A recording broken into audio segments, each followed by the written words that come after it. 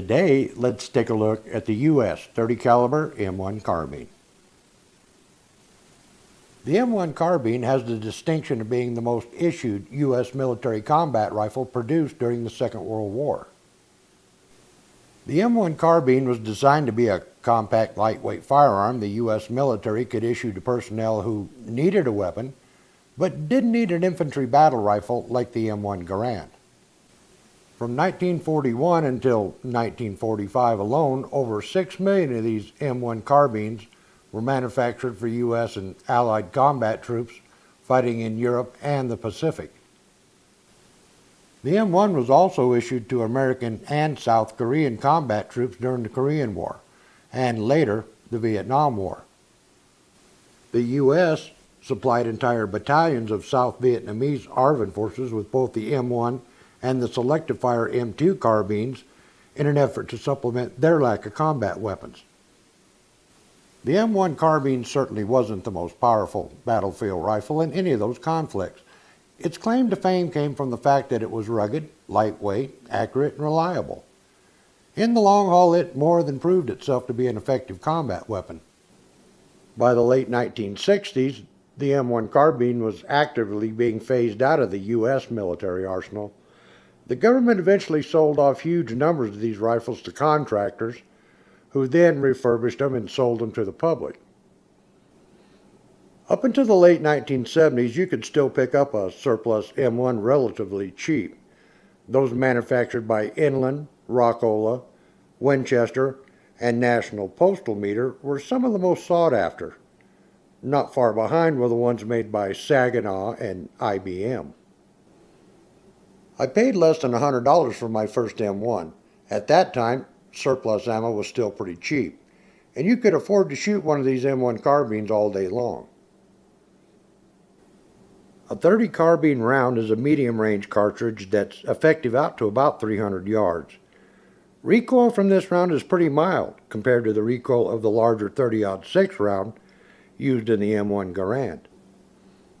A standard issue M1 magazine holds 15 rounds. An upgraded magazine catch was eventually incorporated, allowing the M1 to accept the 30-round magazines used in the selective fire M2 carbine. Just about everyone I knew had one of these M1 carbines. People were buying them up right and left for plinking, hunting, and especially for home defense. But just like any other surplus firearm, supplies eventually dried up and prices started to climb. Over the years, I've owned several M1 carbines. One of those was a paratrooper model with a folding stock.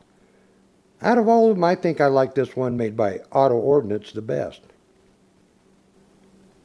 One of the things I like about this Auto Ordinance carbine is that it came with an original Type 1 rear sight.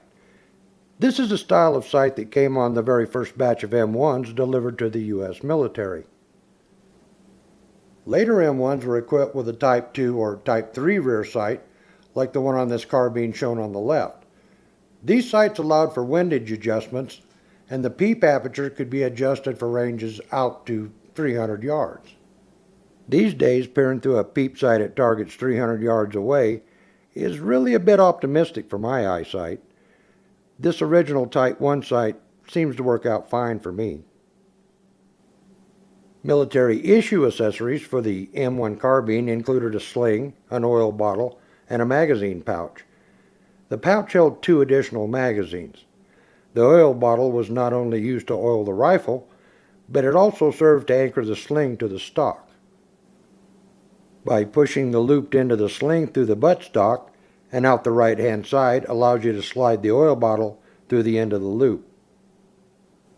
By pulling the sling back through, the oil bottle slips inside the stock and becomes the sling's rear anchor point. Should you happen to lose the oil bottle in the field, a loaded round acts as a perfect substitute. These days, the spotlight has obviously moved away from rifles like the M1 carbine and the M1 Garand, in favor of more contemporary rifles like the ARs and the AKs, which I also happen to like.